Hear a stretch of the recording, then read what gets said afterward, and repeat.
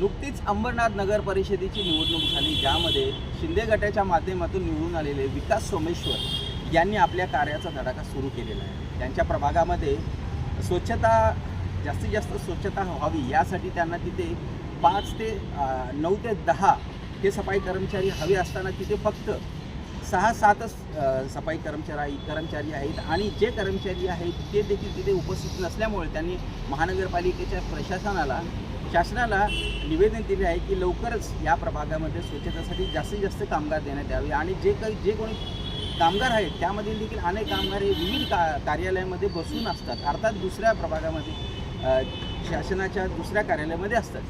ते सफाई कर्मचारी असताना ते कार्यालयात काय करतात, त्यामुळे त्यांनी प्रश्न उपस्थित केले आणि लवकरात लवकर त्यांच्या प्रभागामध्ये जास्तीत जास्त विकास कामे व्हावी यासाठी देखील ते सध्या तरी पूर्णपणे विकास कामाला हातभार लावत आहे। आज वांद्रपाडा शास्त्रीनगर विभागामध्ये जिथं सफाई कामगार आम्हाला 14 ते 15ची गरज आहे, तिथं फक्त 8 ते 9 सफाई कर्मचारी आहेत।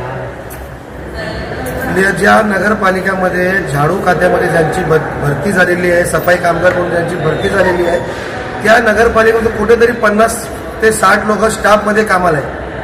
त्यांची जे भरती झाली आहे ते सफाई कामगारमध्ये झाली आहे, तर तरी आपला एक वशिला लावून हे लोकांनी त्या कोण पिऊन बंद बसला आहे, कोण अतिक्रमण विभागामध्ये आहे, कोण कुठल्या विभागामध्ये आहे, जर हे लोक सफाई कामगार आहेत तर आतमध्ये काय करतायत। तर आपले जे तायडे साहेब आहेत त्यांना मी निवेदन दिलेलं आहे की आमच्या वार्डामध्ये जे मला 15 ते 14 लोकांची गरज आहे, मला येणाऱ्या 2 दिवसामध्ये ते 15 ते 14 लोक मला पाठवून द्या।